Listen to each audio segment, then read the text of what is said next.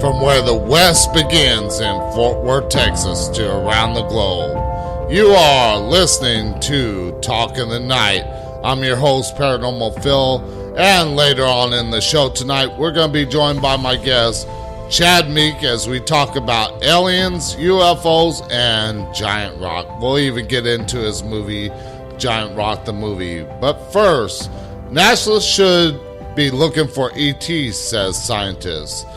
A new report has suggested that searching for evidence of alien life should be part of the all future space missions.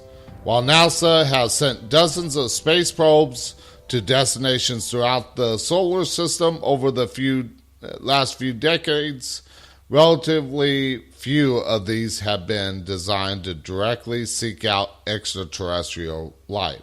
This could soon be set to change, however, following the release of a new report by a group of scientists from the National Academies of Science, Engineering, and Medicine. In it, the authors call for the search for alien life to be included in all aspects of future missions, from inception to conceptualization, to planning, to development, and to operation. Now, of course, with our great big universe that we know still very little about, there is got to be life out there. And of course, we're going to get into that with my guest, Chad Meek, tonight. But before we bring him on the show, I want to let the listeners know that his sound might cut out a little bit because of the internet service where he is down in Baja, California. So let's talk about that news story and so much more with my guest, Chad Meek. Welcome to the show, Chad.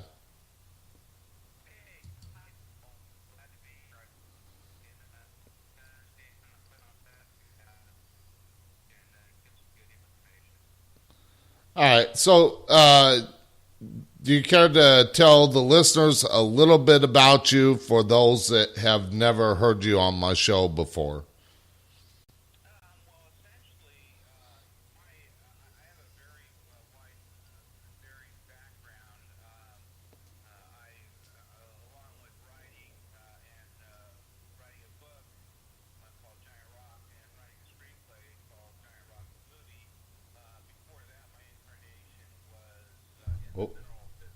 Business.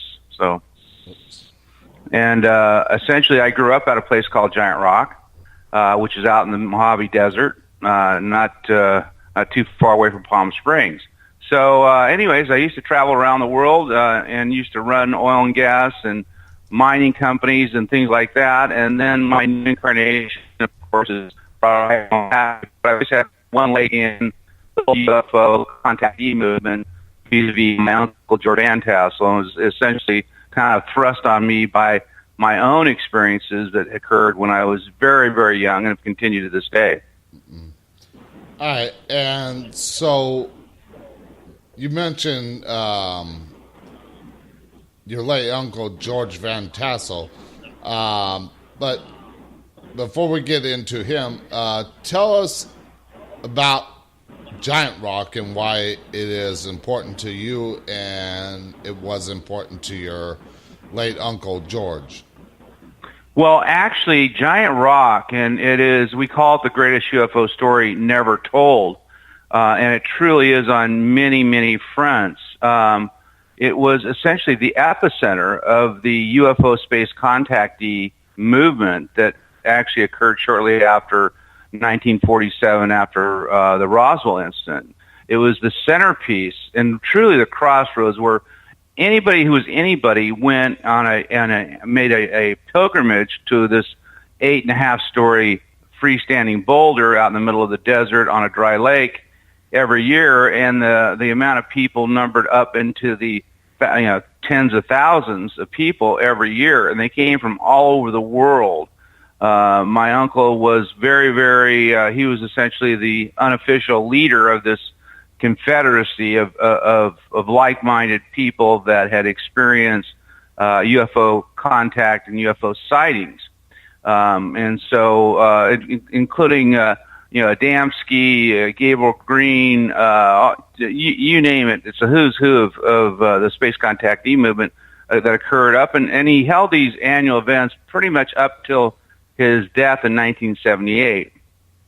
And so there was a lot of activity going on as far as that. And my uncle at the time, with his own experiences and with his own research, and he was no dummy. He was a Howard Hughes flight engineer, and he had established himself in the aerospace industry, and then later became an inventor and not only a philosopher but an inventor, and it created very adventurous mechanisms that included time travel and rejuvenation cell machine called the Integratron that's actually still standing out in the desert today, and it's a major tourist thing out in Landers, California.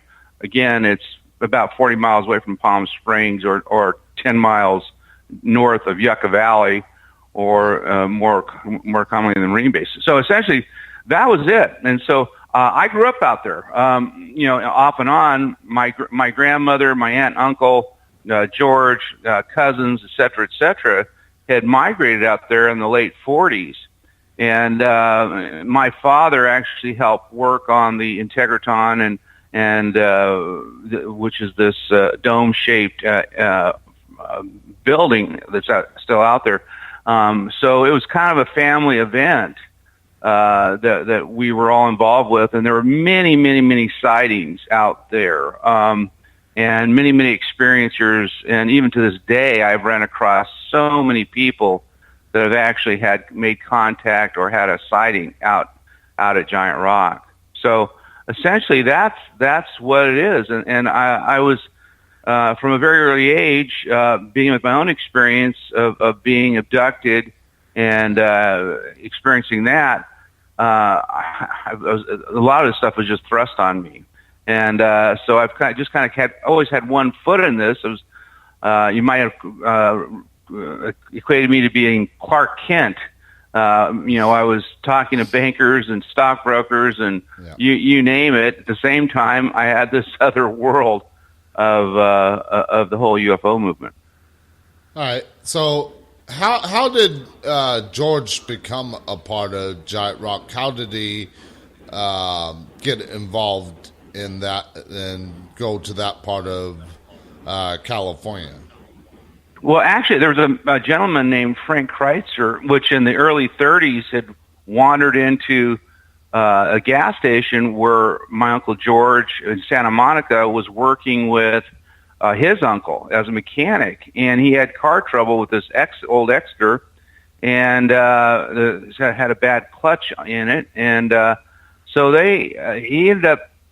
Frank Kreitzer, who was a German immigrant, actually had told him about his dream about the Great Stone and about all these treasures that were out there, that he had a dream, and that's where he was going out. And so it intrigued my uncle enough, and his uncle, so they ended up giving him about $34 or so in cash, which in the middle of the Depression was quite a lot of money, and they threw a bunch of canned goods and tools. And so that was his first interest. And then in the early 30s, never actually both kind of not expecting to hear from him, but then a month later they got a letter from Frank Kreitzer explaining that he had found the Great Stone, and that he was actually doing some mining out there, and that he was going to give them a share of it. So that was how his origin. That's how he actually became involved. It was through another man named Frank Kreitzer. Well, Frank Kreitzer, as it turns out, was a very intriguing, interesting man, way ahead of his time, follower of Nikola Tesla, and Dr. Rudolf Steiner, was a very, very unique occultist, and he started channeling UFOs out there, and he was actually referred to by the locals as Crazy Kreitzer, because he used to tell people about these UFOs, ships the size of dirigibles that would land out at the on the dry lake, and that he would be able to bring them in. So that's really where it got started. Then, and then what had happened is, of course, in 1941, Kreitzer was essentially, it was a huge accident or perhaps intent. He was quite eccentric, and the cops wanted to talk to him about maybe a theft or something that was going on, and that was one side of the story. The other thing was that he would talk on a shortwave radio in German. This was during World War II, and they were just curious about him. And he wouldn't come out of the rock down there inside of the rock. He wouldn't come out, so they threw a smoke bomb down there. Well, him being a miner, he had dynamite and blasting caps. Well, the whole thing got ignited, and it eviscerated Frank Kreitzer inside of this carved out rock that was really quite homey. And and so then shortly, well, I would say about 7 years later, my uncle actually went out there after he had retired from used aircraft and these various things, and decided to live out there, and brought my Aunt Eva and cousins and everyone. But they had been coming out and camping out there with Frank Kreitzer for about 15 years already. But at this time, he was being indoctrinated by Frank Kreitzer about how to, in fact, channel in and essentially opened up his, took the scales off his eyes about this super sensible world, and that with my uncle and his, innate and latent psychic abilities, literally took it to the 9th degree, and really, really did his own thing as far as coming into contact with UFOs.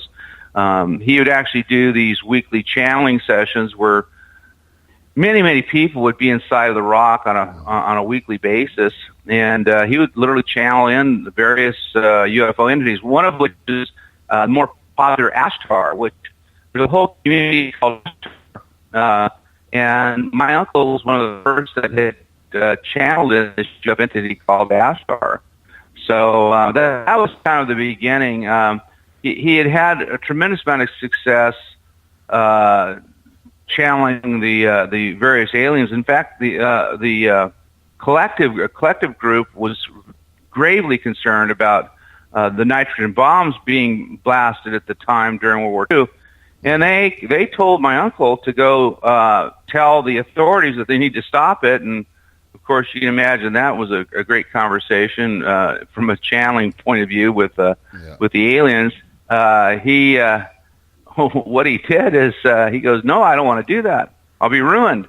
And the guy says, "Well, we're going to do a flyover to validate what you're saying, but go ahead and contact these people and tell them that in July, this is July 1952, we're going to swarm Washington, D.C. Well, at any rate, he did. He kind of bit his lip, and so he sent telegrams out to the major newspapers and, of course, the generals, the Army, Navy, President Truman, and essentially told them that, that these these experiments, these nitrogen bombs, which were 100 times more than even the regular nuclear bombs going off, were not only destroying our own atmosphere, but destroying parallel universes.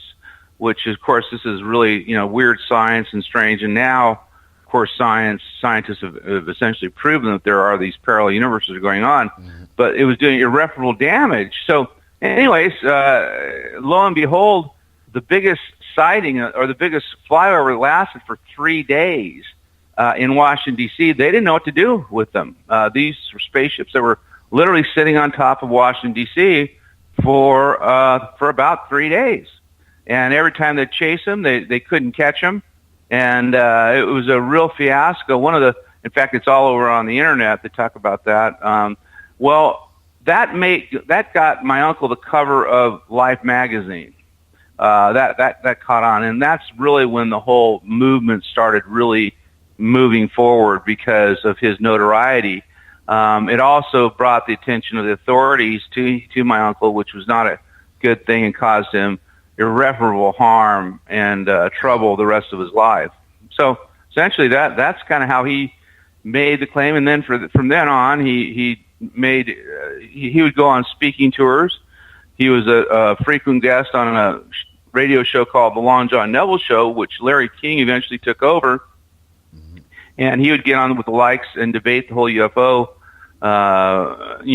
issue with the likes of Jackie Gleason and various people that would get in, and they would have this conversation. So he was very extraordinarily he was famous, for the time, and he was one of the collective guys out that was involved in this. All right, now you mentioned the stone and everything like that. Was there a particular name for this stone that Mr. Kreitzer was looking for? Well, it was more of a vision, and through his whatever he was doing at the time, he had this vision of this. They called it the Great Stone, and as it turns out, the Indian folklore, a lot of the indigenous, and these are derivative tribes, the Anesthesia, the Hopi, et cetera, from the whole, that whole era. Essentially, Indian tribes without names used to meet there, and it was considered a sacred place where only the chiefs and medicine men would go and meet there and discuss various aspects of the whole thing. It's funny. I'm looking out at the sky right now, and I just saw a very, very strange object go across. They know we're talking. I'm not kidding either. That's awfully strange. Anyways, like, whoa, what the heck was that? Anyways, I digress. But anyways, that makes me laugh. I think, wow, what the hell was that? Anyways, there's not a lot of we don't have helicopters. We don't have a lot of activity. We've got down here, especially where we're at in this canyon. There's not a lot of. This is not LAX. Yeah. Yeah, this is. And I don't think they're flying over that way. Right. Anyways, I think that was freaking weird. Okay, like that freaks me out. I have these things happen. I'm like this. I'm like this antenna, and it's just weird. But okay, so getting back to the main topic here of my uncle and the whole movement out there, and also too. This is a very, they refer to these people in a mockery. They call them the Space Brothers, and they're talking about universal love and all of this other very interesting stuff during the 50s. And it just was not conducive to the Cold War mentality and after World War II. So there wasn't a lot of, their circle was small, but it was catching on. So the movement in its own self, people became, especially government entities, like a lot of the early UFO pioneers, they looked at them as threats to civil obedience and civil order. And just like, I call this the precursor to the, the various peace movements that occurred in the 60s. That and so consequently, they became the Space Brothers became essentially they were made light of because they talked about this whole unity, this one, et cetera, that they didn't like. So it was an interesting time and place. And of course, I in my book and in the screenplay, I try to get a lot of this, I guess the abstraction or the feeling that I had there. And even as a little kid, you got to remember when I was out there, it was in the early 60s, you're out in the middle of the desert. You probably, there's 50 people within a 50-mile radius or maybe a 30-mile radius. there's nobody there. And then once a year, there's thousands of people out in your backyard. And during that time period, the feeling or the energy was so eclectic and so, I don't know what the word would be. It was just so tranquil of having all these various people come together for the same cause. So there was a lot of, the vibration was just something that it's hard to capture. I hope I believe I've captured some of it in the book and the screenplay. So at any rate, that's what it was. But a different time, and again, I reiterate that we call this the UFO giant rock, the greatest UFO story never told, and no one has been able to do it at least fairly, because there's so many moving pieces with this, because you have all these various very notable characters like Howard Hughes that were actually involved. He had donated some money for research.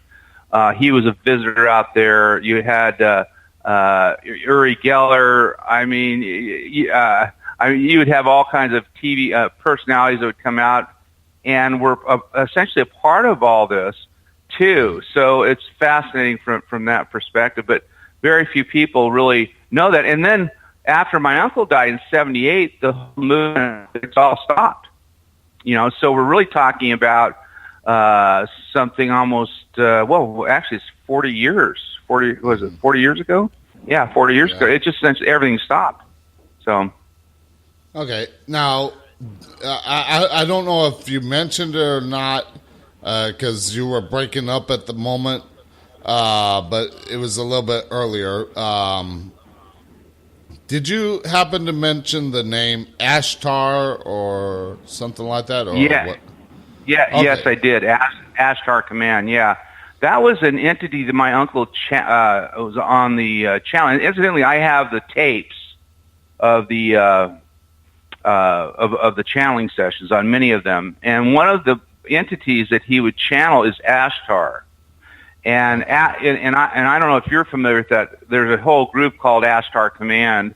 And because I actually had a guest on my show on Tuesday of last week that talked about the Ashtar Command. So I just wanted to make sure I heard that right. Yeah. My uncle was the first one, and then this whole group essentially taken over. My uncle had channeled in many different extraterrestrials, and he had actually cataloged about 105 different species of extraterrestrial visitors here too. And this kind of parallels the various secret Russian their study too, as far as that. They had actually had to put together a compendium of what they believed, vis-a-vis visiting aliens, and they had around 105. I believe my uncle's was about 108 of the various things. But anyways, if you had actually come in contact with an extraterrestrial, he was the go-to guy, whether you were a pilot or a military or commercial.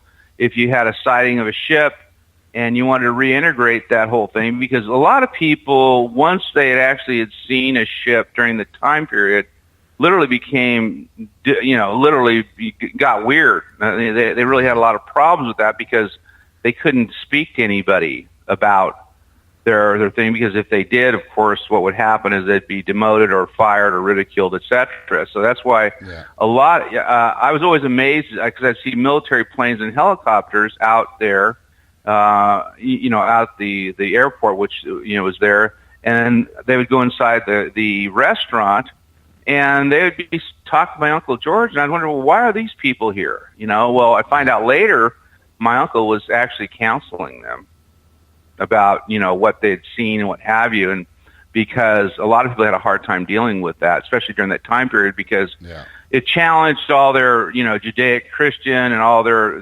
ideas of normalcy, and they just didn't know how to deal with it. So they went and talked to George. Yeah.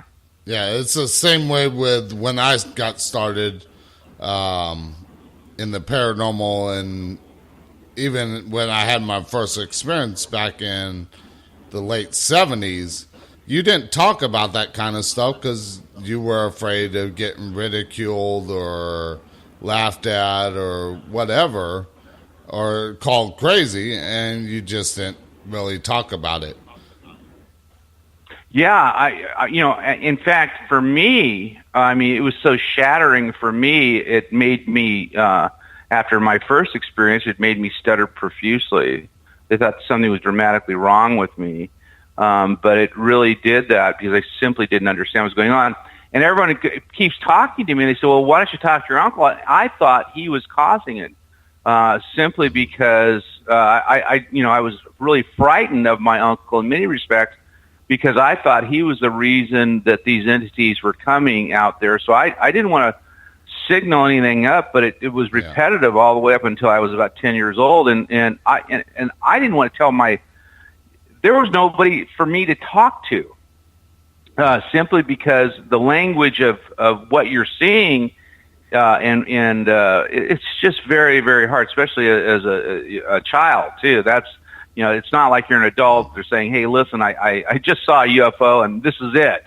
Well, there's not that. No one would believe you. They would be thinking you're something wrong, or perhaps even wanted to medicate you. In fact, the difference between now and then is in the various Mayan civilization and the during the time of the Egyptians and all this. If you had visions or you had these experiences, they would put you in with the priest. It was one of respect that they'd actually had looked at. Well, now what do? They'll put you on medication. Yeah. Yeah. So anyway, it's weird because the ancient Egyptians, the Mayans, all these ancient cultures talked about extraterrestrials, whether they mention it directly or not. That's a whole nother story, but it was still mentioned in hieroglyphs and stuff like that.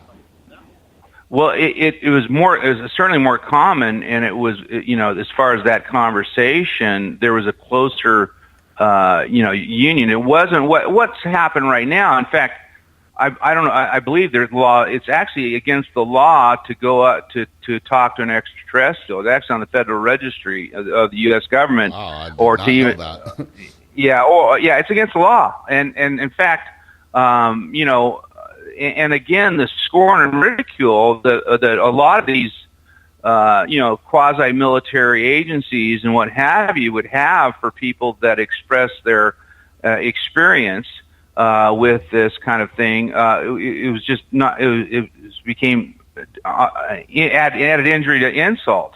I mean, so you've had this experience, and then you have this government authorities telling you that you're out of your mind, et cetera, or even worse, ridiculing you or what have you. So, and they actually put a law on the books that it's against the law to go up to a thing, because they view that as their private domain, and that's the most ridiculous, theory about it.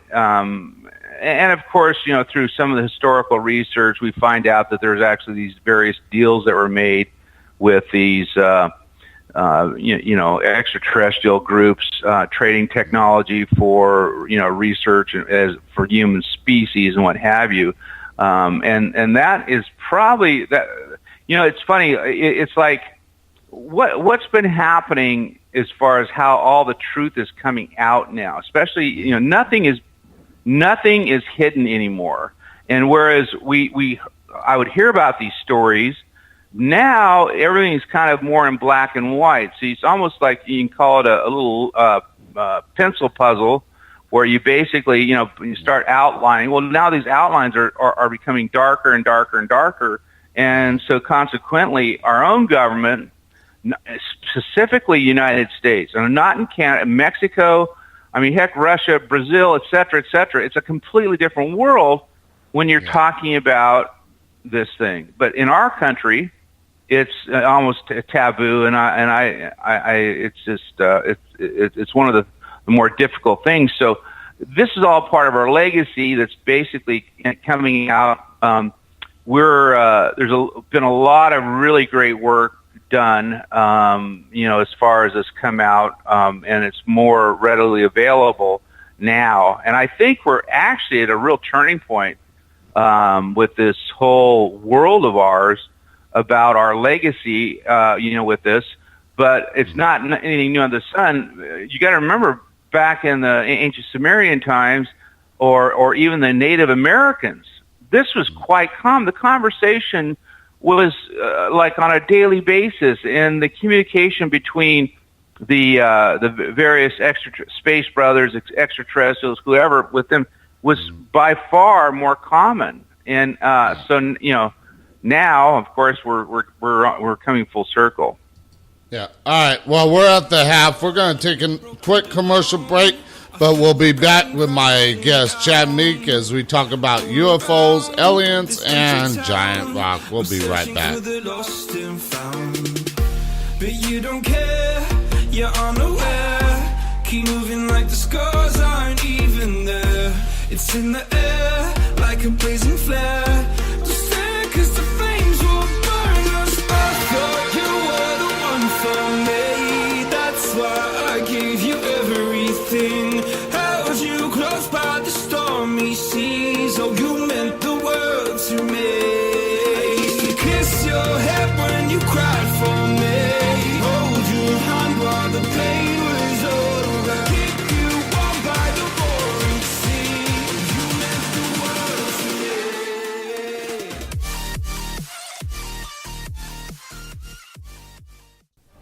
Are you a ghost hunter or paranormal enthusiast and need equipment to go out and investigate locations that have spirit activity? Well, GhostStop.com has all the equipment that you will need. They have a Boo Buddy ghost hunting kit for $169.95, or how about a Keep Calm and Ghost Hunt t-shirt for $19.95. Click on the banner ad at the top of the Talking Tonight website and get shopping today. GhostStop.com, your one-stop shop for all your ghost hunting needs. Do you have a paranormal team? Are you a small-time author? Do you have a radio show that you would like to promote? Is there anything that you would like to get the word out there about but don't have a big budget? Well, Talking Tonight has an opportunity for you to sponsor the show without breaking your wallet. Contact the show at talkingtonight@outlook.com or on the show's website or Facebook page for more details. Do you think you have a haunted or cursed object? Well, Nicole Gaspard does, and in her book Haunted Vessels and Cursed Objects, she talks about her continued paranormal and supernatural ghost encounters, haunted dolls, and other items that are supposed to be haunted or cursed. Pick up your copy today on Amazon.com.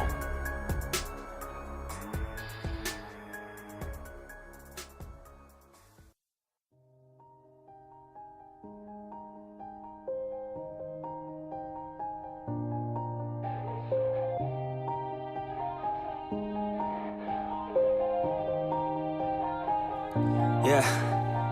Everybody knows that I'm breaking down. Everybody knows I ain't faking now.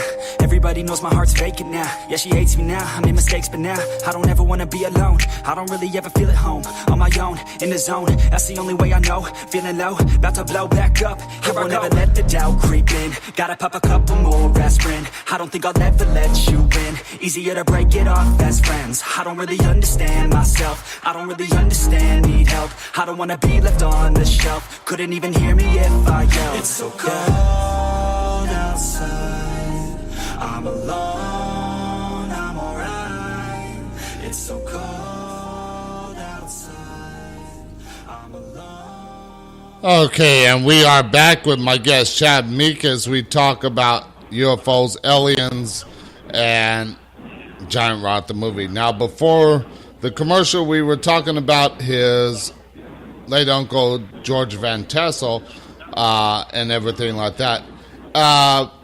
Do you care to elaborate on some of the UFO experiences that your uncle had, and what was the first one? Well, the one that the most noteworthy that is pretty much that, and this is his actual physical experience. He and my Aunt Eva were. What would happen in the summer? People would out in the desert, back in the day, they would drag their beds outside and sleep outside under the stars, which is really a beautiful thing. And of course, at that time, that was it. And so he was sleeping out in the with Eva, my Aunt Eva. They were sleeping, and he was woken up by this entity, and said, "We've been watching you, and we want to show you our spaceship," and which was out on the dry lake, and of course, my Aunt Eva, she was sound asleep, and my uncle got up, and the entity claimed that it was from Venus. And I guess to clarify, this, during the time period, for some reason, there was a whole confluence of people claiming Venusians. Like, in there's another entity named Valiant Thor that was claiming that he claimed that there's actually a movie that's trying to be developed called Valiant Thor. And so they're all from Venus. Well, of course, the climate in Venus is of course not not conducive to anybody into life. But the clarification that I got later on, as far as this is how you have to look at things. There are multi dimensions within Venus, and so he had brought George out to this ship, and literally brought him in, and they took off and flew around, and he was explaining what their purpose was, and they explained to him that they were that they had known about him and his efforts to make people aware of the whole extraterrestrial and this and that. And then he came back, dropped him off, and he went to sleep, and woke up, and that was his first experience. He was literally woken up out of a sleep and brought to this spaceship, and gave him the grand tour. And that was but he had been channeling a lot of entities before that too. He was just getting into it, and that was one of his that was his experience. My uncle, unlike his style, was more of channeling, and now he would channel spaceships with the group, and many occasions he would get communications with various extraterrestrials, and they would say, "Hey, we're going to fly over." That they weren't allowed to physically meet, but they would fly over. And so George and the channeling group would come out and go out and look out, and sure enough, there'd be a ship out there. So he had many of those. But unlike George Adamski, which we don't know. There's they call them the two Georges: George Van Tassel, George Adamski. And George Adamski did not like my uncle. In fact, he only went to 2 of the conventions because he resented my uncle's the competition or whatever. I don't know what it was. My uncle's, his whole framework of his was live and let live. He never questioned anyone's integrity. He accepted what everyone had said to his experience, about their experience. His agenda was simply to facilitate essentially a loose organization where people could gather without judgment. Well, Adamski was a little bit different, and one of the things that we're finding out about Adamski, and I know there's a lot of people that but Adamski would essentially every weekend would be flying out to Venus or to whatever. He would be going, he had all these things there, and the other thing too is we're kind of finding out that. It's not conclusive, but that at least from my information, that he might have been with the Central Intelligence Agency or the early precursor to that too, to throw off a lot of this stuff. But at any rate, there's a lot of purists out there that really defend George Adamski, and I more power to him. But from a historical perspective, he didn't like my uncle, and my uncle was too for him. they were both in the UFO show business type thing. They were both extremely, they were celebrities within this whole thing. So there was a certain amount of competition, and so that was kind of the side story. But my uncle did not have a lot of. His whole thing was he was channeling them and having psychic communication with him. So his method was different. Whereas Adamski, his claim was he would get picked up every weekend and fly to a different portal or part of the universe, et cetera, et cetera. So that was it. So when people ask about my uncle's actual physical experience, that's the one I point to as the one that he was woken up. And I know there were a couple others that he had experienced also. But again, that's the one I'm most familiar with. So okay, now let me get to it. Now, when that happened, you talked about the whole the movement where people would come out there every year for that convention thing. And then, of course, it died out after your uncle passed away. But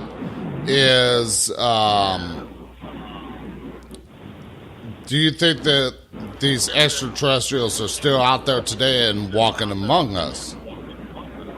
Oh, absolutely. They're walking among. They're not just there. They're everywhere. As far as various hybrids. Literally. The more my eyes are open, and there's a whole different variety of these of these whole things, some of which are borderline psychopaths. But since a good friend of mine who came and actually helped me in the production of some of this stuff, him and his group were out there in 2003, and they were actually all in the movie industry, and they would go out to Giant Rock on a pretty regular basis to kind of unwind and just camp out there. And until they actually had an experience, they had a sighting. A huge ship came out, and one of their persons that was with them, she ran up to the ship, and they actually had abducted her, and flew her around, et cetera, et cetera. But all six of them had witnessed this very illuminating ship out in out there, and the experience was so profound that in fact I talked to her. I talked to the young lady. She lives out in Monrovia, California, and I talked to her and for hours. I wanted to get her on film. I'd filmed several of the contactees and what have you. I wanted to get her on film. Never was able to do it.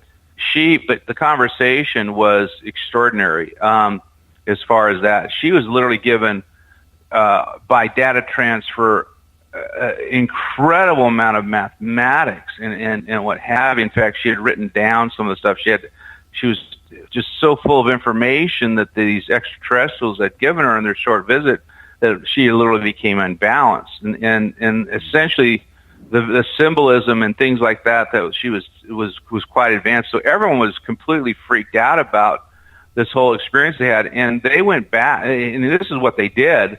They went back. They literally all quit their jobs and they walked across the United States. They literally had no interest in being in the whole material world, especially in the film industry. Again, it was such a profound impact. So, but I've had so many people come to me and explain to me. In fact, one of my current producers, Jeff Crawford, and this is one of those odd things. He knew nothing about the whole UFO movement up until a year ago. And what had happened was, and this is how things work, and this is so odd. He was abducted. He lived on the backside of Giant Rock. His parents owned a restaurant in 29 Palms, which is the backside of Giant Rock. And he was missing for I believe 24 hours. out in the desert as a young child, which is atypical. And but he didn't know anything about this for a year. All he knew is he was missing, had no idea where he was, and they literally, it was in the newspaper, and they brought out the Marines and the cops and everybody searching for him. They couldn't find him. So he reappeared.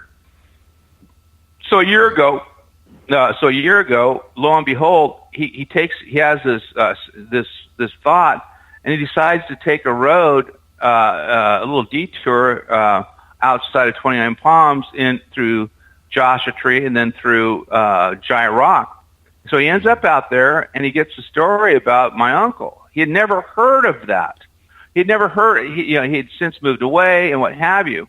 Well, so at any rate, I guess it's so interesting as far as the people I've come in contact with since I've been working on this, since I've kind of come out there in the public about it, as far as the various people's experiences surrounding about this area. As far as this, now incidentally, he's roughly the same age as me, and between the years of we believe, at least I believe, and John Mack and some of the other people in the the psychologists and people running data, they believe that there could have been as many, or if not more, as 2 million abductions from the years of 1955 to 1966. Which is funny. I run into a lot of people in that whole age gap, born from 55 to 65, 66, that were abducted, and a lot of them were out in the desert. So, and I've actually come in contact with them firsthand. Well, at least or at least out in the middle of nowhere, sure, I'm trying to think of their names. Barney and Betty Hill, I think it is. Yeah, well, they were up in Maine. But they were open. Out in the boondocks, yeah. Well, there are hot spots. For instance, Mount Shasta seems to be an extraordinary hot spot for UFO and UFO contactees, and up in that whole area, pushing up even Redding. So there's certain areas that are almost like this. Well, I don't know. I call them conductors or whatever that seem to bring in a lot of this stuff. And in fact, I had a mining partner that was driving through Mount Shasta, and this is just I'm just bumping into these people as far as that, and he was coming down to essentially stay with me, and he had never had a UFO experience ever, and he's traveling with a fifth wheel, from Alaska through Mount Shasta. And he had this extraordinary experience where he was literally missing time for about 8 hours, didn't know where he was at, et cetera, et cetera. So yeah, there are certain areas out there that seem to have a lot more. Now, down here in Mexico, the occurrence of UFOs and abductions and what have you are off the map. I mean, in fact, a lot of it's funny when I talk to these people down here. They and I, I share a little bit of information about me and what have you. This does not rattle their cage at all because they're just used to it. They're because it's more, as far as that. So, but again, there are different places in this world that is that. But Travis Walton, of course, in the Arizona desert, Arizona hills, who were cutting wood. Kind of in the mountainous region, they had their whole thing. So, yeah, I mean, they're generally remote. I mean, there is as you said, they're remote, and just kind of out in the middle of nowhere. And then they bump up against this whole thing, and that seems to be the MO of these extraterrestrials. Yeah. Now, what about? You talked about having your experience with UFOs with your Uncle George, but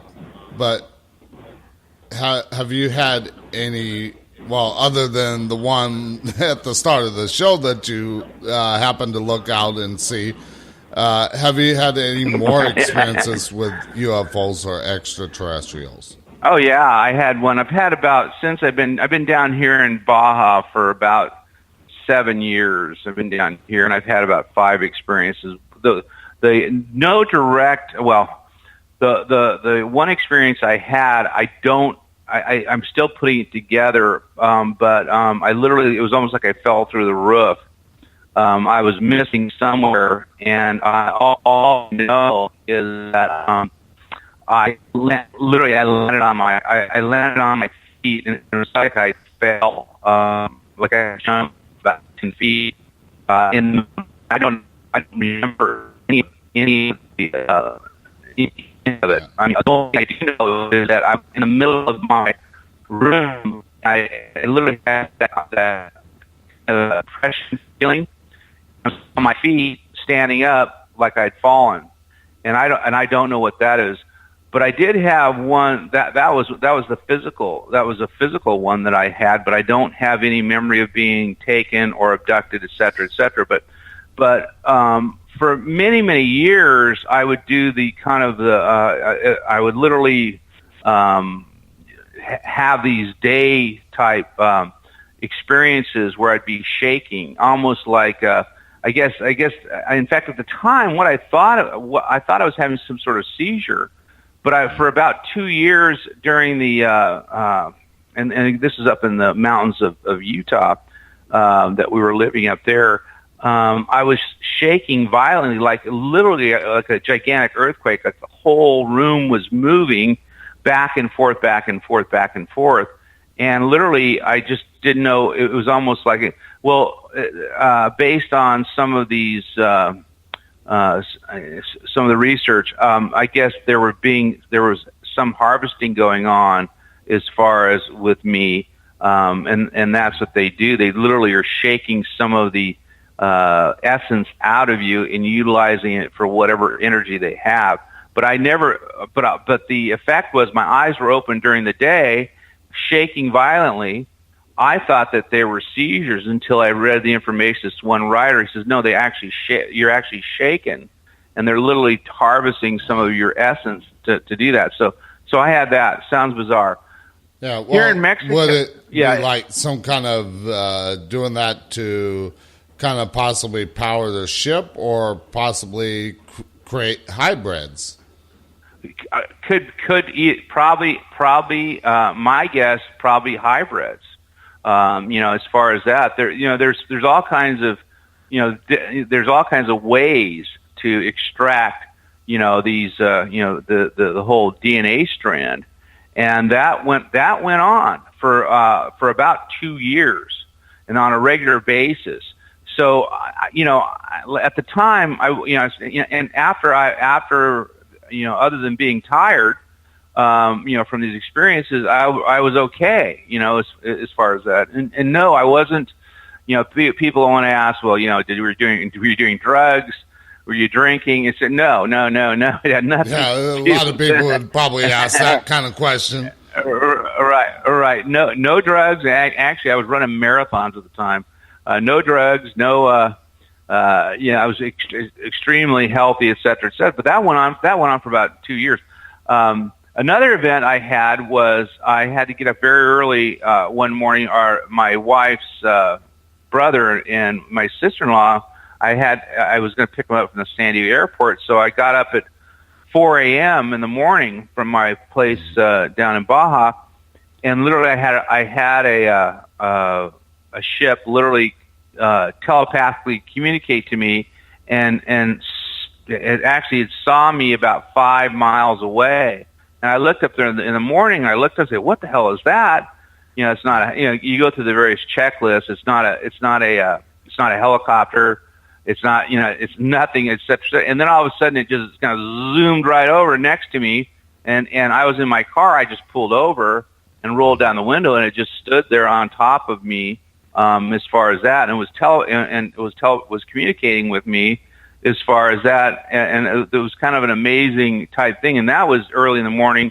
And of course, this is the world. I mean, I've had so many of these experiences, as far as many of them are oblique, Most of them are confusing, and I spent a lifetime trying to figure out what they were and what was going on, as far as that. But that one, I would, again, it was driving in the morning. There was a ship that came up. I looked up, and man, that thing, it hovered right above me, about 100 feet above me, and it was telepathically communicating with me. It says, yeah, and then all of a sudden, with a flash of again, it just took off. It disappeared. Poof, gone.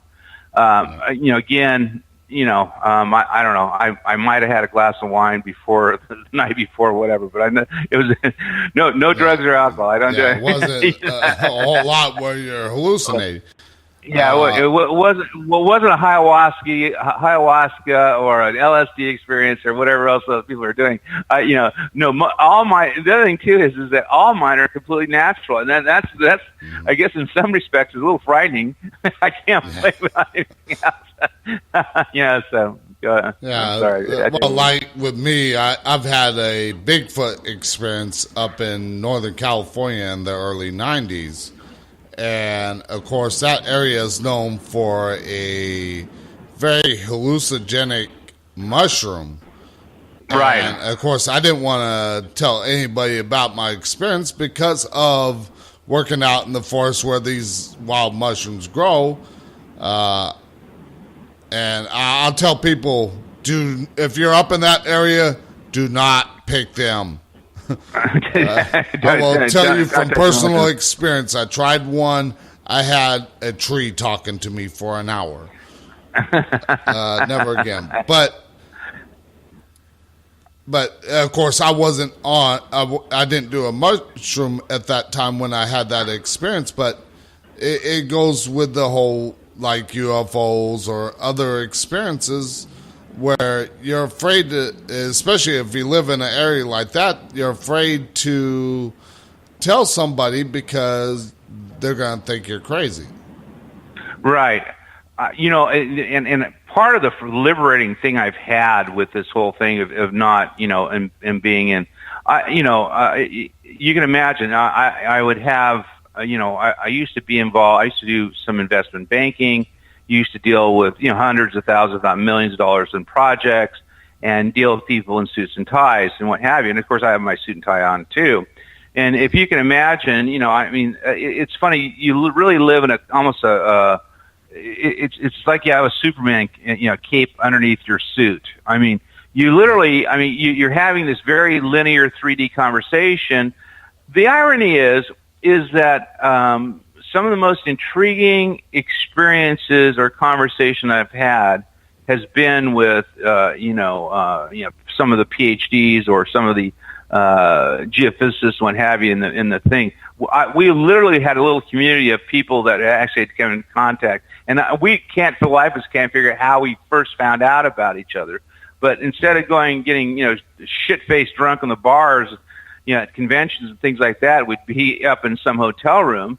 Sharing experiences and things like that. So it's just kind of different. So I've really had some extraordinary experiences, but it's almost like this fake world that people are, that you can't really talk about this. But what's liberating for me is I don't care. I mean, as far as, at the stage of my life, I just simply don't care. I mean, these events occur, and it's kind of a, again, you're somewhat sensitive. Like, for instance, some of my family, they feel a little uncomfortable with me, but also I have to remember this is the same thing. My whole family was a bunch of, small business Republicans, and then we had Uncle George.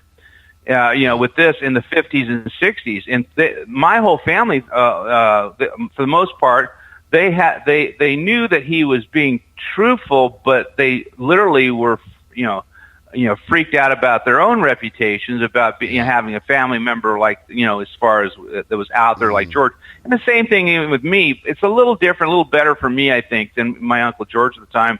But people were very, taken aback by this whole subject matter, especially at that time.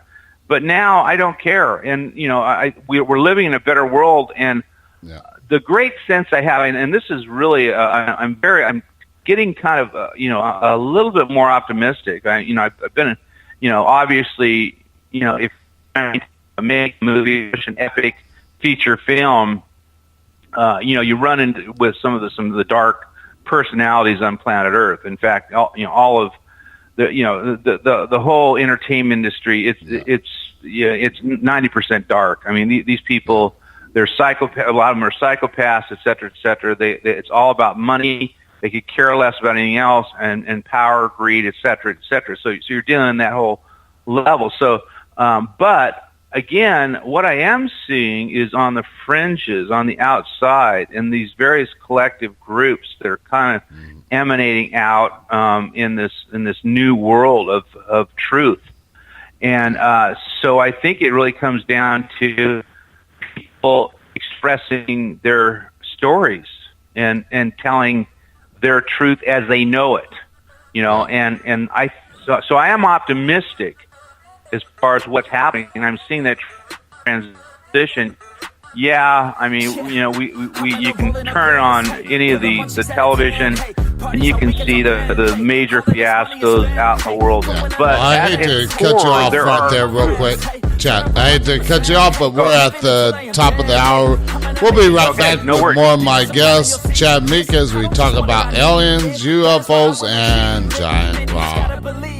See in your mind you could be it. Live every day with no regret. Making mistakes and then reset. Go on and hate me, because I do what I do. Go on and hate me, because I got nothing to prove. Go on and hate me, because I got nothing to lose. Go on and hate me, go on and hate me.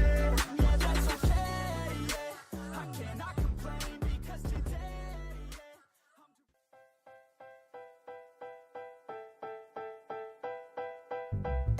Do you have a talk radio, Facebook Live, or YouTube show and would like guests for your show but don't know where to go to get them? Well, go to radioguestlist.com and sign up today. They have all different experts in different fields, and you can find the ones that are just right for your show. That's radioguestlist.com. Sign up today. It's free.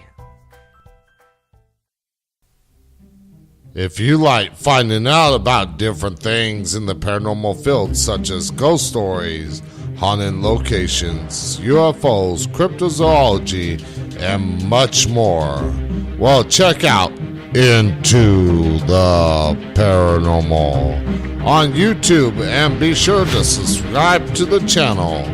Videos are posted once a week.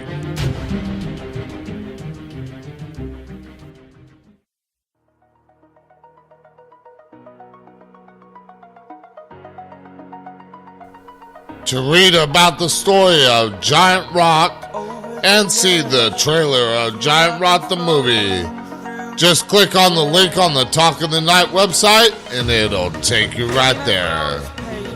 GiantRockTheMovie.com.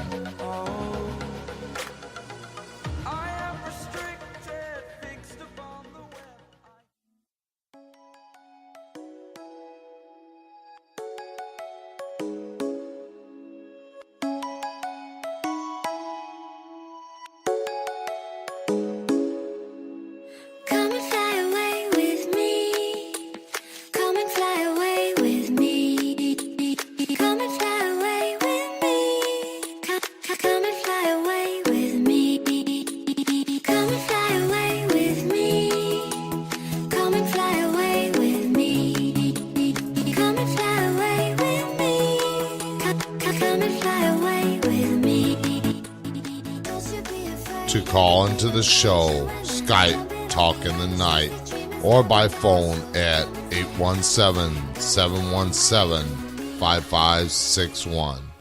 And now, back to Talk in the Night with your host, Paranormal Phil.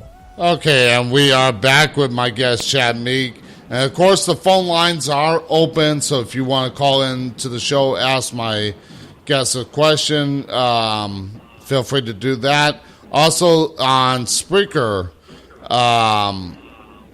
the chat room is open. There's a little chat bubble on the player where you can click on that, pop in the chat, say hi, ask a question there if you don't want to call in, and we'll get to those questions and everything in the second half of the show.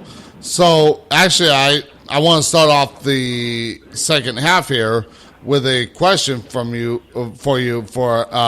chat room, and this is: what is the most scariest UFO experience you've had?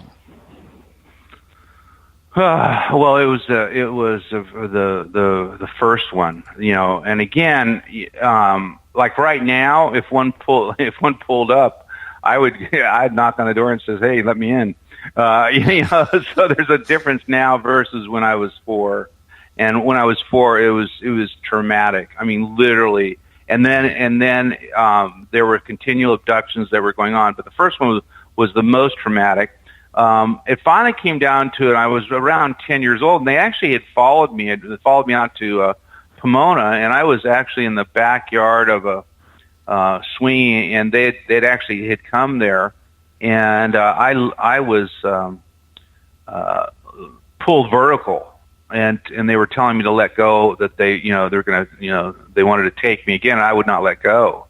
And I mean, with all my force and fear, so et cetera, with my legs flying in the air, I wouldn't go, and that was terrifying. I literally said, "No, you're not taking me," and that was the last one I had as far as the experience goes. But I had some horrible experiences.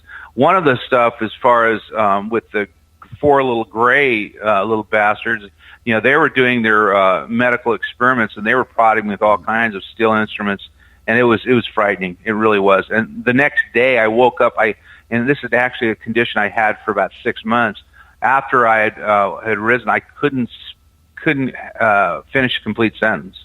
I was stuttering so profusely and was in such terror. I literally. So all these things here, depending on where you're at. Still there? Yeah, I'm here. Yeah. So from that, that was one of the more terrifying experiences. And but now I'm not worried about them. And then of course I'm not worried about dying either. So yeah. But yeah. Now you mentioned the Greys and everything like that.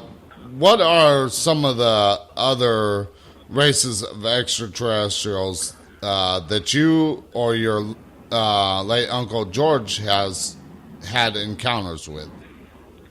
Well, there are all kinds of strains, and as far as there were tall grays, and then the Nordics, and then I've never had any experience with reptilian races.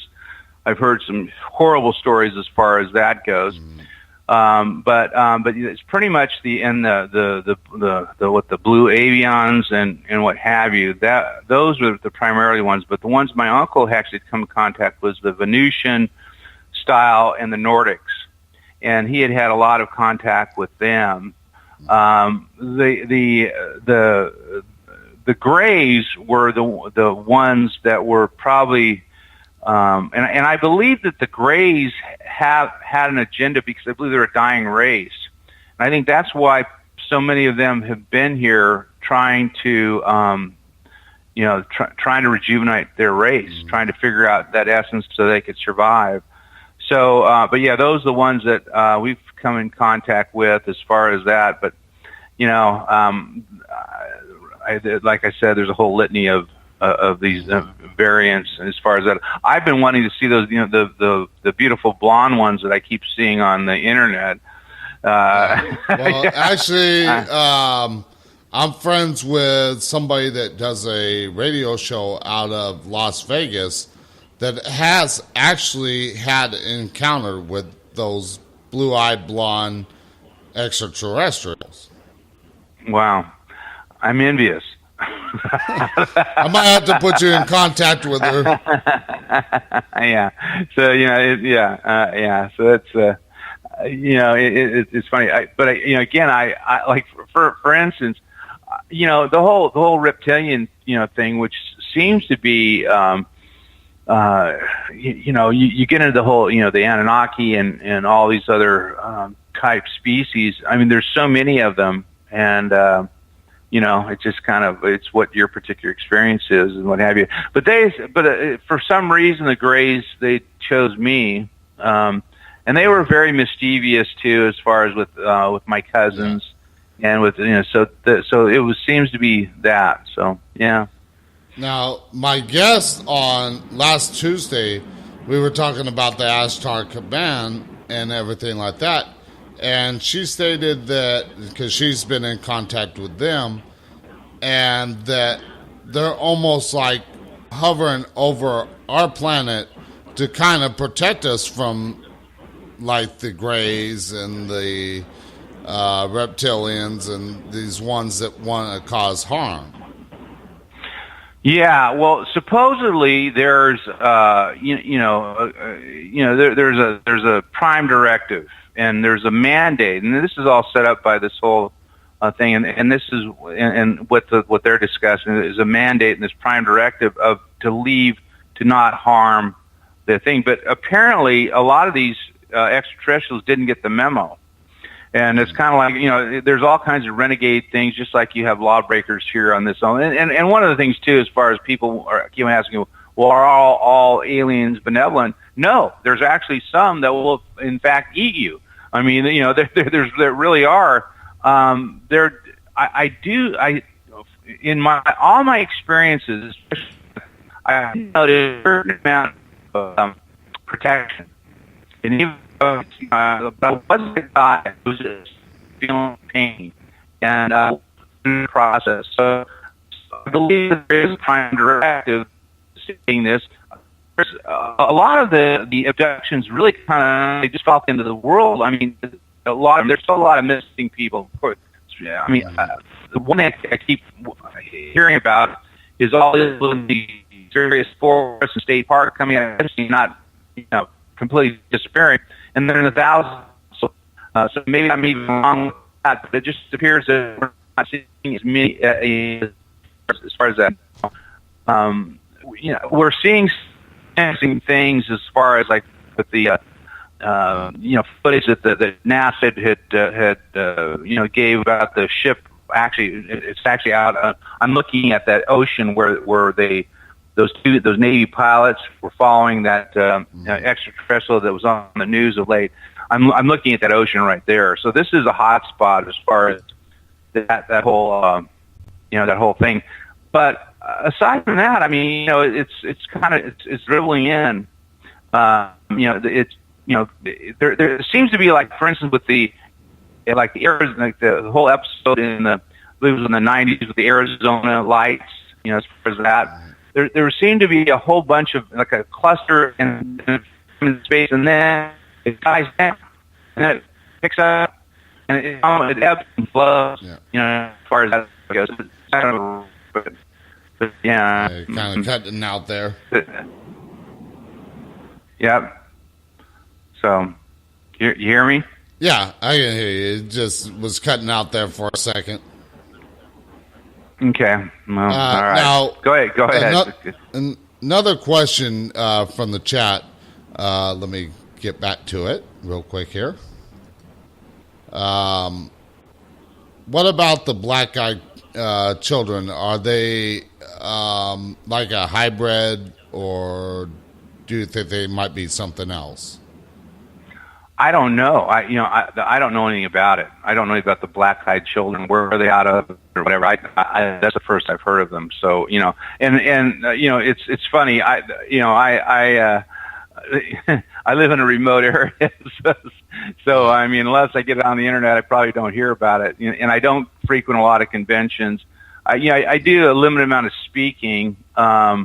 With various venues and what have you, but for the most part, as far as the black-eyed children, I don't know anything about those. I mean, as far as that, but there are hybrids. I mean, I mean, that's been going on. In fact, essentially what we are, we're hybrids.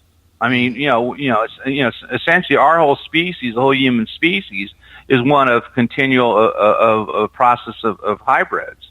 I mean, so when you go into Stitchen's work, and with the Anunnaki, and as far as what they did, as far as re-engineering our DNA strand, we're part Anunnaki. We're part of that whole that whole cosmology. God only knows what had occurred before, but essentially we were, hominoids, roaming around here, and then they decide, of course, this is, the historical proof is just incredibly amazing. We were re-engineered, and so we're in fact hominoids. And I think that a lot of that's going on too, and it's been going on forever with various species. I mean, right now, we've paid this whole one development 260,000 years ago, but we actually have hominoids that were fairly intelligent that actually could print, things on cave walls that go back 1 million years. So there have been many multiple civilizations, and my guess is some of them were probably even more advanced than ours that we are today. So yeah, but essentially the answer is we are hybrids. We are hybrids and genetically altered hybrids. So we're not animals. Yeah. Yeah. So another question from the chat: how can we report any UFO sightings? Well, MUFON is probably, it's the best and worst of all worlds. Like anything, like any organization. In fact, I spoke in front of the MUFONs as far as in Las Vegas. Like any organization, it has its flaws and what have you. But as far as reporting, I would probably stick to them. And of course, I would literally, if you have a, that's what I've done too. I've literally, on my Facebook and what have you, if I have a sighting, I'll literally, in fact, when I get off the show, I'll basically telegraph, hey, I was on Paranormal Phil's and I had a sighting. Again, I qualified. I don't know what it was. It was a UFO. As far as that, but just keep people aware of. That's the best thing is to, we have all this technology and the main thing is just make people know about it. Make others know about it. And then what happens a lot when I do that, I'll have somebody in the area either, and it's happened on multiple times where they actually saw the same thing as me, which is always, so. So well, just scream. With all the social media out there, I think that's actually better on reporting it than like MUFON and stuff like that, because I've heard some good things and I've heard some bad things about them. So I would tend to say more our own social media accounts and stuff like that as far as reporting it and getting other people's thoughts on it and sharing that experience, because not everybody's going to go to MUFON to read your experience. Right. Well, the other thing too is that whenever you're looking at this stuff too, you always look at the path. Like you can see satellites. Satellites, they go the same. They pretty much go the same speed and they travel, the same direction. They don't stop. They don't go. They don't deviate, et cetera, et cetera. Where it gets interesting, and again, as far as technology goes, and the whole, secret space program and all of that whole conversation, we don't know what these are, whether they could be, and like I don't know, for instance, what I saw. I saw the lights come on, and then I saw the lights disappear, poof, gone. As far as that, that's what I just saw, and it happened just that quick. Okay, it's like, whoa, what was that? Well, like when I'm looking up the sky too, I can look at the speed, and you can pretty much tell when something by altitude is not an airplane, it's not a helicopter, and it's not a satellite. So really, if it's not one of those, then it's a UFO, unidentified flying object, or as far as that's what it is. You don't know what it is, and it could be one of ours or one of our secret space programs, et cetera, et cetera. And I'm completely open to it. But the main thing is, if you see one, say something, because and actually write it down. I have kind of an eidetic memory, which means is that I have and I've had it since I was, I remember events in real time. Like for instance, whenever I talk about my own abduction experiences, I start to sweat. Yeah, I do. I start to sweat. I literally almost go back there because I remember it so vividly.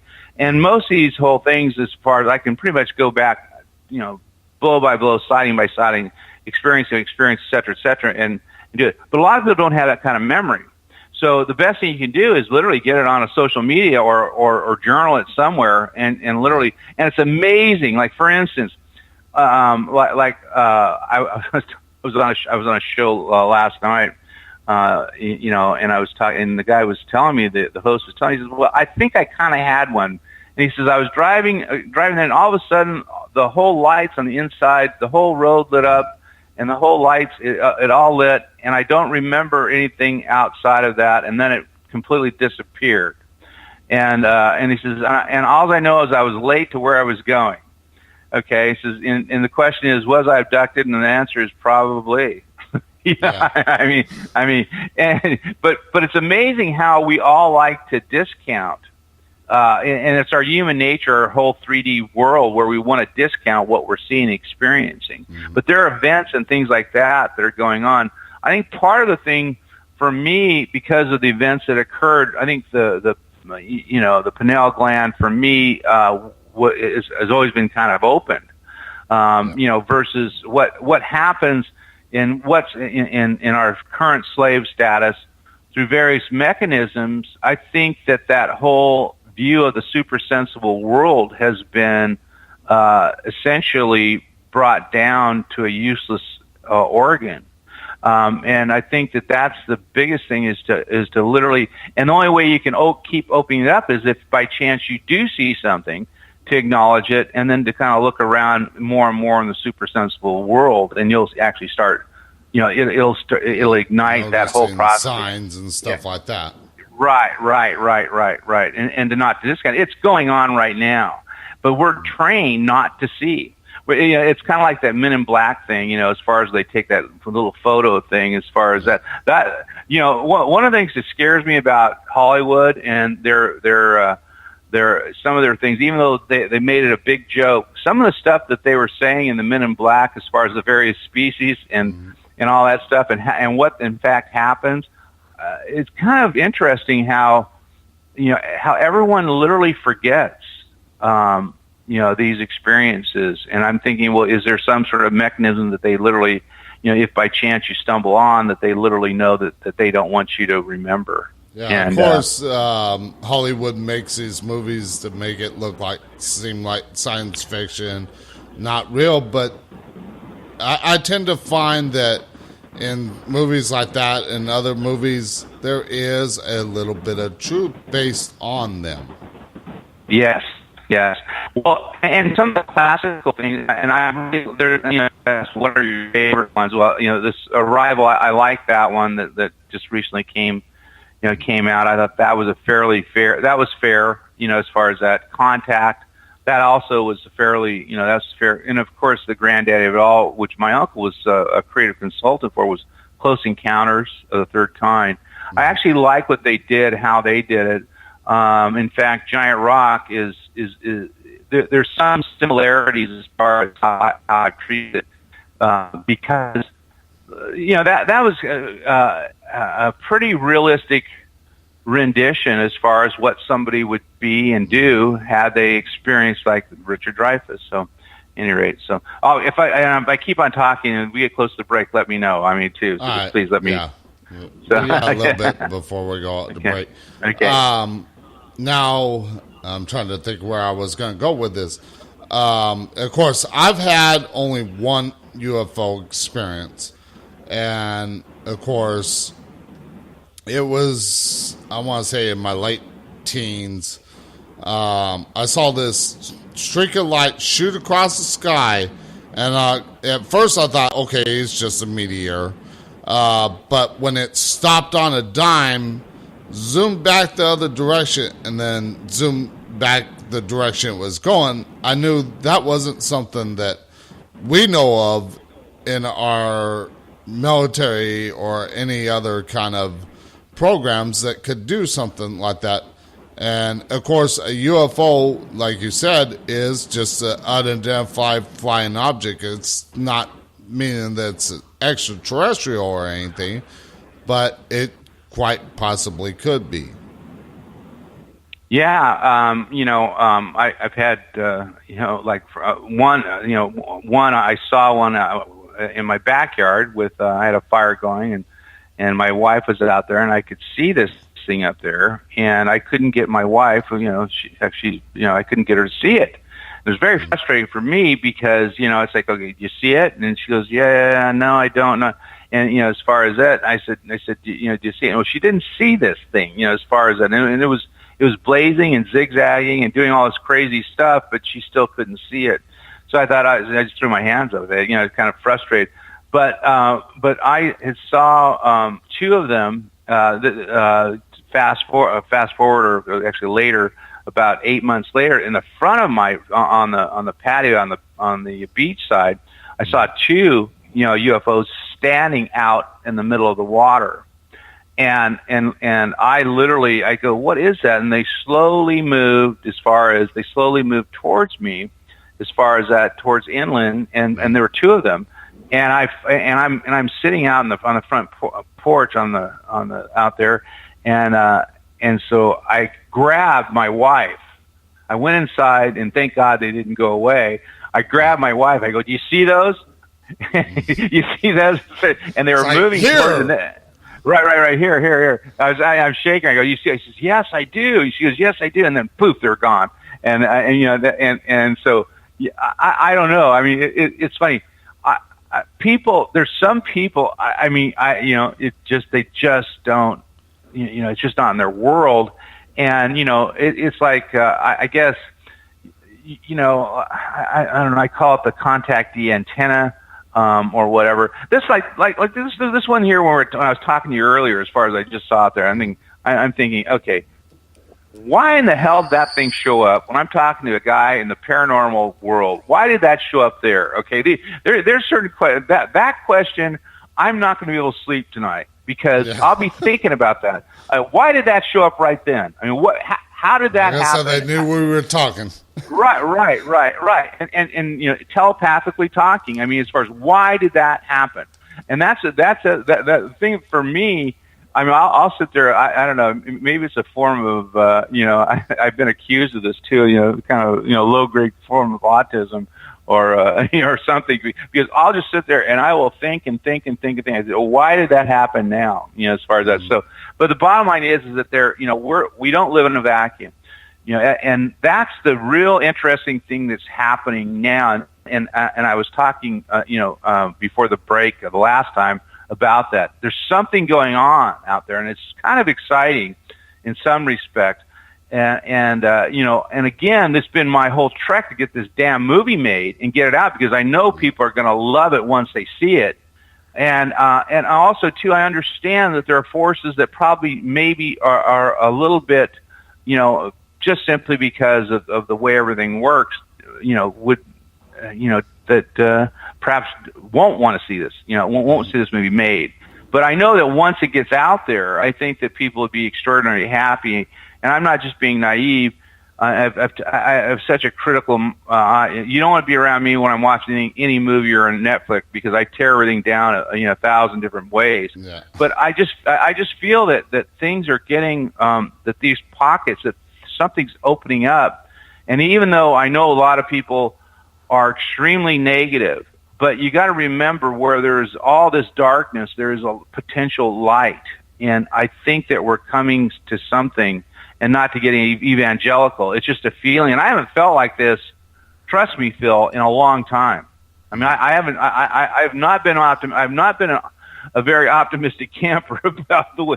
So, anyways. All right. Well, we're at the last break of the night.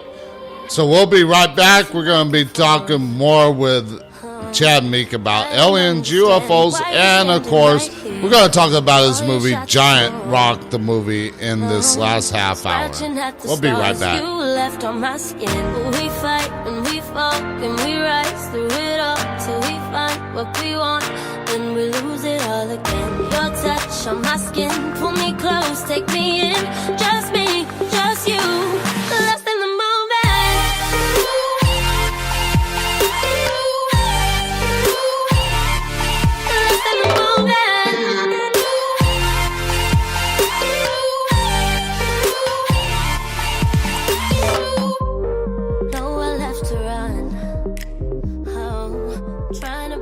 time. We know it's all done. Take a bow, you win.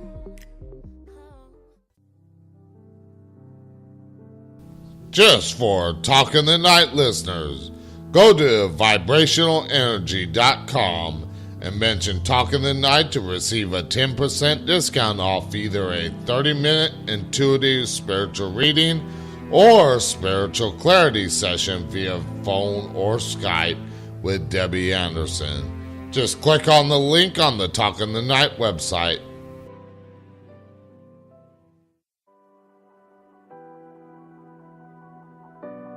If you would like the book Proof of Survival by Mike Cavalli, which is available on Lulu.com and Amazon.com, go to Facebook.com/Sacred Circle Community and mention Talking the Night to get free shipping on the book. Just click on the link on the Talking the Night website.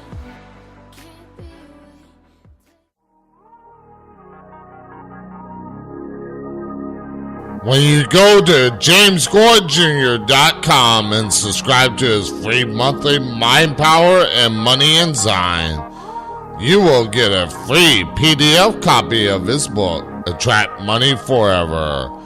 Just click on the link on the Talk of the Night website for more information. People gonna keep on talking about me.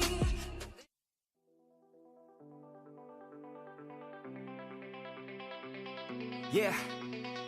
I take a cold hard look at the world now. Hold my hand out, got a plan now. I'ma help be the change cause I can now. Here I stand now, take my hand now. No pain, no gain, no shame. Work hard, play hard, okay. I think I get it now, don't wanna let them down. I'ma take the ground and speak my mind out loud. Here I go, proud of my notes. Teach them what I wrote, teach them all the hope. Keep them on the road to the dream. All I need is a team, build your own self-esteem. You can do anything, prove everything. Say what you mean and believe in your dream. Find that thing that you love, that you really wanna be. And don't give up till you've given absolutely everything. Yeah. Give me a chance now to prove that you're something. To call into the show, Skype Talk in the Night, or by phone at 817-717-5561.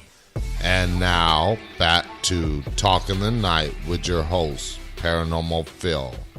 Okay, and we are back with my guest, Chad Meek, as we talk about aliens, UFOs, and, of course, Giant Rock. Now, before we get into talking about your movie, Chad, I want to talk about the Integra. I can never pronounce that word. You there, Chad? Oh, we lost Chad.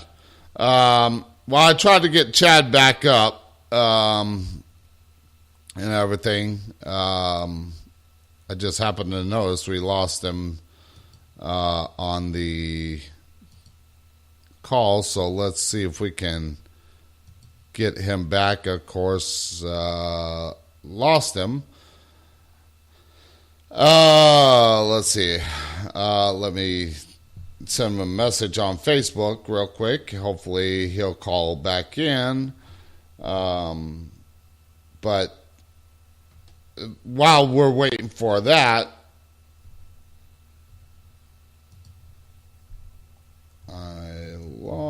oops, shoot.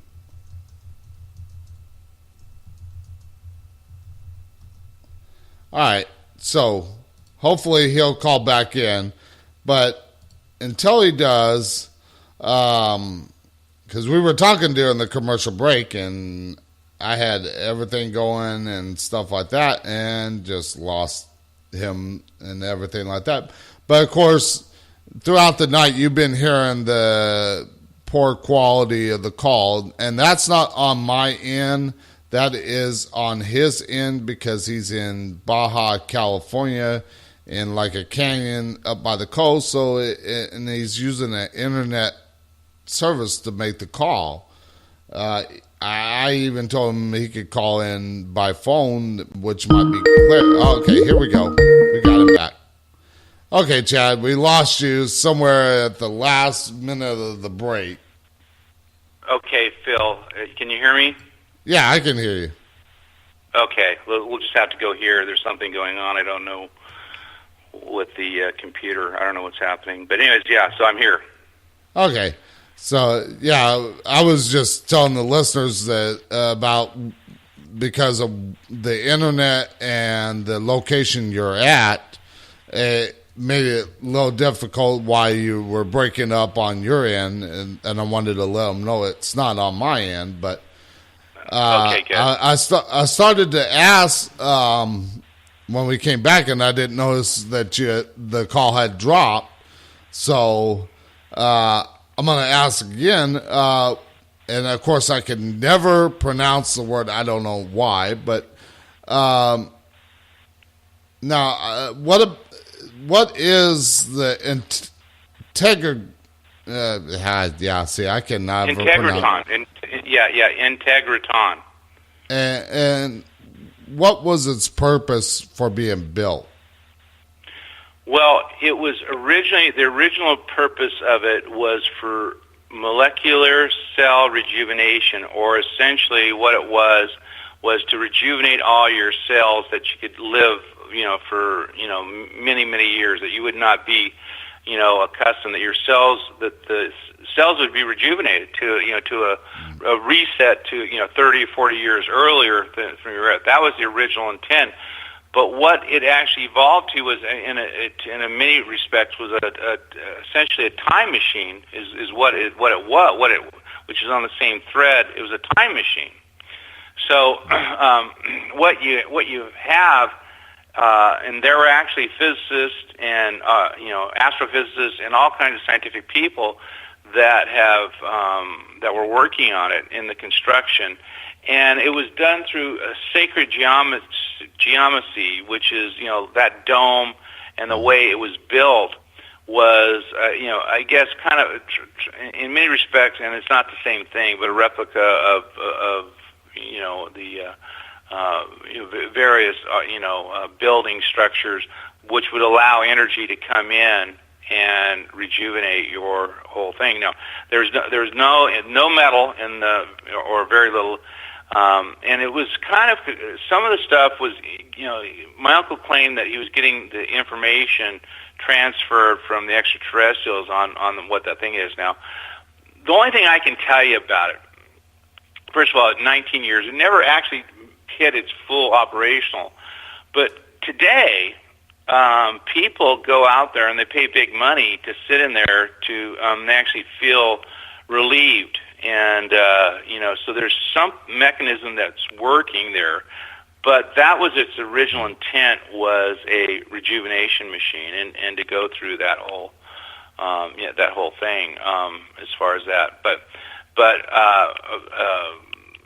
interesting stories that came along with that too. I mean, there was a lot of research done, a lot of money spent to make that. And even today, and it's, now I think that thing's,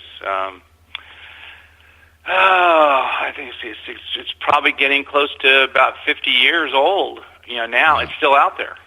It's still out there, and people are still going to it. Yeah, well, I think it's almost like Sedona,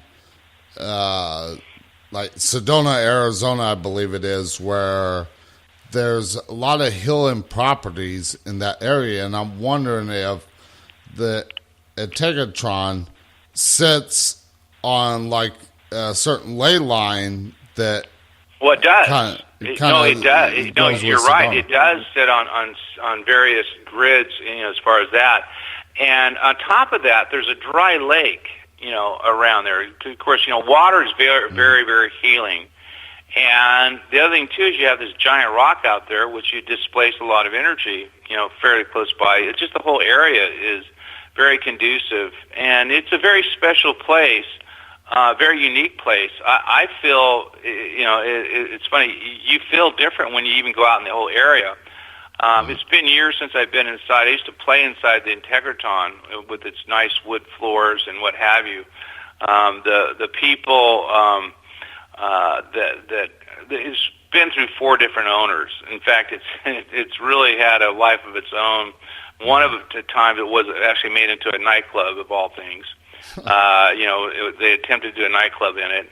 It's been through 4 different ownerships, but once it was lost from the family, we didn't have any control, and there's 2 or 3 women that own it now, and they're making a lot of money off it, actually. And one of the things that I'm in dispute with them is, and it's just something that's changed. My uncle never intended for anyone to pay a cent. What he wanted, his goal was to get operational, and then literally, if you had any problems, et cetera, that you just simply show up and go, and get healed. But now that they charge a pretty good chunk of money on an hour to rent the place for an hour or so, a couple hours, and it never was meant that it never was meant to be this commercial or I guess tourist attraction, that's what it's become. Yeah. So I've been in conflict with them, and I said, hey, listen, but then again, I don't own it, so they have their own agenda, and I got to hand it to them. They have maintained the place, and it has maintained its structural integrity. And at various time periods, the place has just fallen apart. So that's the monetary side of it. They have taken care of it, and so at least at least it's still there. But again, my whole argument was my uncle never intended. In fact, a lot of people put a lot of sweat equity in it, and there's a lot of money donations and what have you. Howard Hughes actually donated money to move the thing forward. So there's a lot of very, very goodwill intention. So, but it's still there, and which is a great. The thing that fascinates me is that this story doesn't want to go away. There's something here. This whole giant rock movement, this whole giant rock thing is the brand is still there, and it's just kind of transferred onto the internet, and it's done organically, specifically with, obviously with my help, but you go on the internet. You can type in Giant Rock the movie. There's about 189 million impressions. So as far as socially, and even myself in connection with this, the brand is healthy, and it's just grown organically. So, which is fascinating to me. So it's kind of the Proceedings newsletter. There were over 100,000 subscribers to that during the 50s and 60s. Which, if you thought about a newsletter back in the day, that's huge. So there's something there. And again, and it's very mystical. And my connection with my uncle, and with that whole, I guess, resurrection of my involvement with it has been fascinating. And literally, it's like, even though he's passed into another place since '78, I feel very, and I mean this. There's some reason for my involvement, and I keep thinking, why me? As far as at times I go, why me? Anyways, what it comes down to is probably had to be me, because I probably my background in science and metaphysics and what have you, it really fits with this whole thing. So the symbolism, one of far-reaching, far-thinking, and in the future, my uncle literally was probably almost 100 years before his time. But his legacy is still continued, and I feel very good about at least doing my part as far as that. So if anything, and again, when I first got involved in this, I thought, what's the best way to get the biggest play out of this whole thing? And obviously, I've done a book, as far as that, and that's worked out fairly well. But the real broad-based movement, or at least as far as the thought process, is in film or in moving pictures. And so the ultimate goal is to, build a picture that people will see. And who knows what could happen as far as the potential from that. And I've been in meetings with people with that literally want to start their own Bitcoin, the Giant Rock Bitcoin, which is a whole different, argument, which people are, the more I get involved with that, the more fascinated I am about that whole cryptocurrency and things like that, and I actually see how the winds are blowing. Right now, I think that that these distributed ledger type currencies are the wave of the future, and I'm in with good company. Now, I came to this party really reluctantly, also too, as far as that. But again, it comes down to branding, and of course, we have a legacy and a giant rock, and we have real meaning in order to have a Bitcoin, have a Bitcoin currency, which may be a way to, in fact, fund the movie. That might be an avenue, to do it. Again, it's not a small budget movie. I mean, the rock bottom thing, as far as budget goes, it's about $35 million, and that's really. And people look at me and they want to pass out. Well, I want to pass out too, but that's the real number. As far as what it would take to do the story justice, and with all the various epic and what have you, I think it'll do extraordinarily well, as far as out in the marketplace, and it transfers well internationally too, because this general theme of UFO, which again, more and more people. I think you're in the right business, Phil, as far as your radio goes, because it seems there's a gigantic thirst for this whole UFO genre. So I think that's I think over time, I think that's something. Dude, but if you notice, as far as feature films go, number one, 3 of the top radio shows, top 25 are UFO, related shows. So especially like Coast to Coast AM, which I kind of modeled my show after, which is worldwide known. It's one of the top paranormal type radio shows. Yeah. You're absolutely right. I have so many, so again, I just sense, it's a sense, and I've been feeling this whole thing.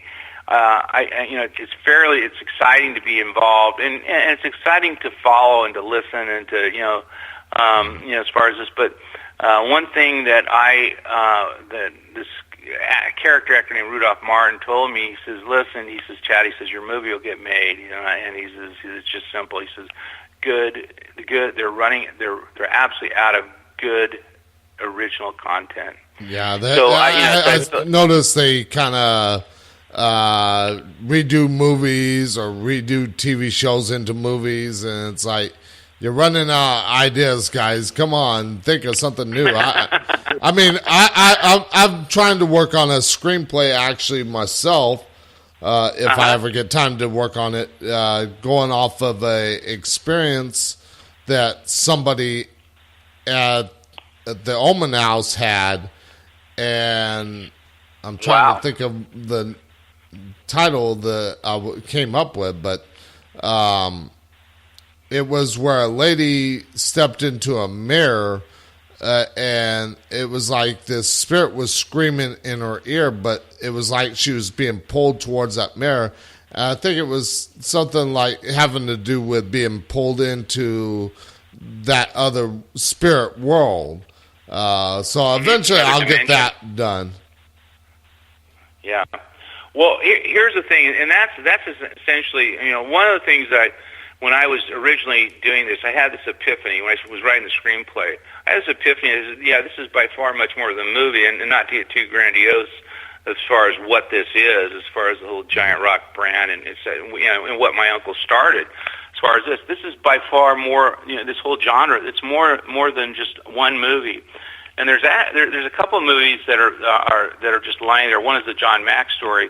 No one wants to do that one, and that's something. He was a Harvard psychologist that really stepped up the plate as far as UFO abduction, and literally got a Pulitzer Prize. But it was ostracized by Harvard and all the so-called academic thing. And he stood up.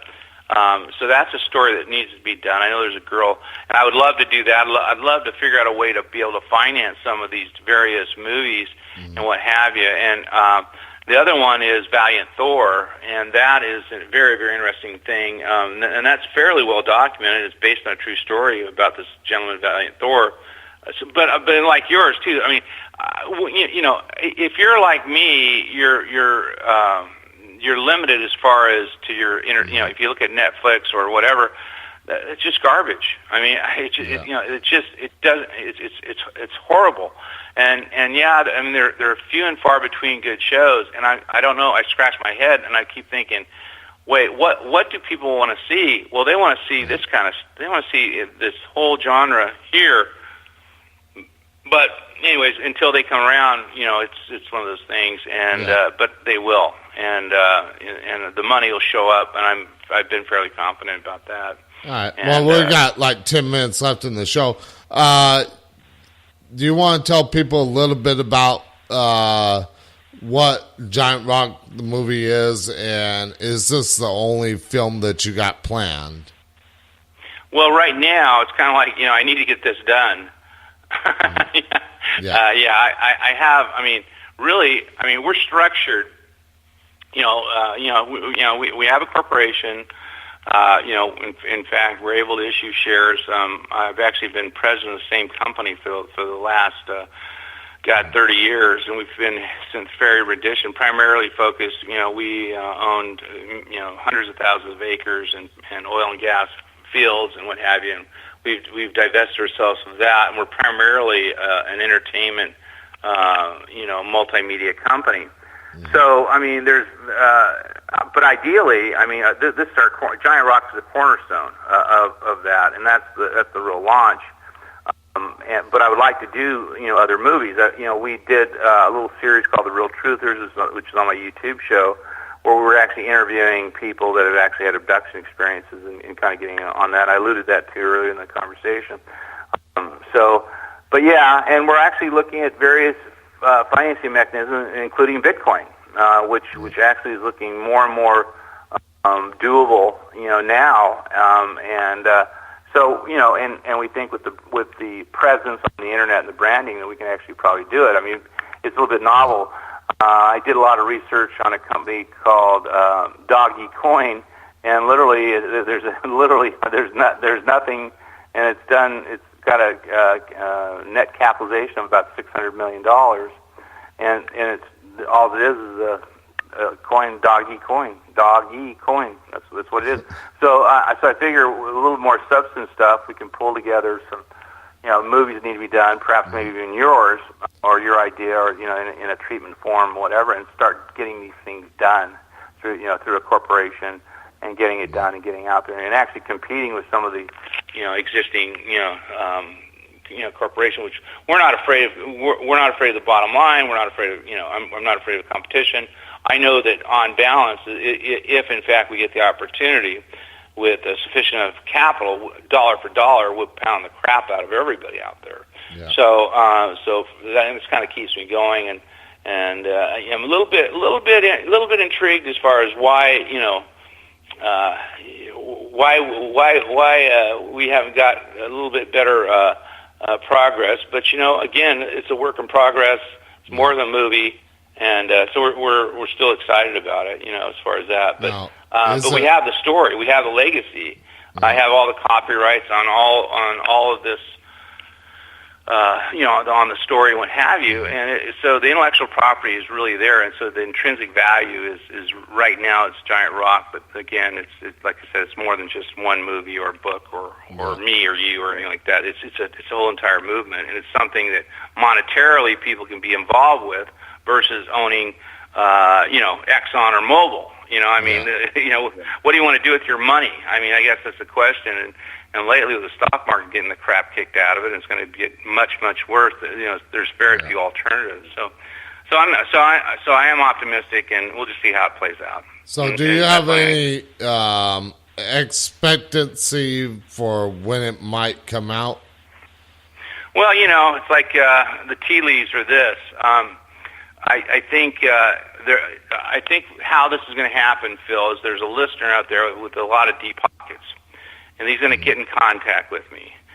My email is chad@giantrockthemovie.com, and we'll start next Monday after they write a check, and we'll start moving on this. All right. All right, and so where can people find information on the movie? Well, actually, it's funny. Giant Rock. I'll go on Google, type in Giant Rock, or Chad Meek. You can type in Chad Meek or Giant Rock, or you can contact me, literally chad@giantrockthemovie.com, or go to our website, www.giantrockthemovie.com. You can go there and you can see pretty much. You can get a working motif as far as what I'm up to, and I think that, especially if they've listened to it here, as far as and what we're talking about, I think they've got a storyline that is literally, it needs to be done, and it's not only do we need good people, as far as the whole thing, and so that's kind of it. So, all right, well, tell the folks out there to give me a ring. All right. Will do. Okay. I want to thank you for coming on the show, and I apologize to the listeners, but we can only do so much about the call reception with the internet for you down there in Baja. I know, it's horrible. But hey, more UFO experiences for you later tonight, probably. Everything, yeah. There's pluses and minuses still. Anyways, thank you for having me. It's been my pleasure as always, and I really look forward to looking for your continued success and build your listener base and what have you. And whatever I can do to help, please contact me. Okay. All right. Yeah, I'll definitely send your information over to that one lady that I was talking about that had contact with those blue-eyed, blonde-haired extraterrestrials. She's got her own show. Maybe she can bring you on. Okay. All right, Phil. Thank you so much. And for those listening to the show, we'll be back tomorrow night with, of course, Friday night open lines where you, the listeners, can call in, share your stories, experiences, and questions. It can be about spirits, ghosts, UFOs, cryptid creatures, anything that you can think about. Or it doesn't have to be about the paranormal. It could be anything. But if you got a question about the paranormal, since I've been in the field for a long time, feel free to call in, ask me a question. I will try to answer it the best that I can with the knowledge that I have being in the field for so long. So once again, I want to thank my guest, Chad, for coming on the show. And, of course, tomorrow night, Friday night open lines. Check out the show's website at talkofthenight.weebly.com to find out show information, what's coming up for the show, and all great content that I post daily. I update daily on that website. So check that out. Next week's shows will be posted hopefully by Saturday evening. I've just been so busy with health issues and stuff like that. I had a doctor's appointment. I'm not going into detail, but we'll leave it at that. So just check back at talkofthenight.weebly.com. You can find great content on the show. And also, if you click on the banner ad on the website, you can find information about Giant Rock, the movie. So until tomorrow night, when we have open lines, I shall see you on the dark side. Good night from Talk in the Night.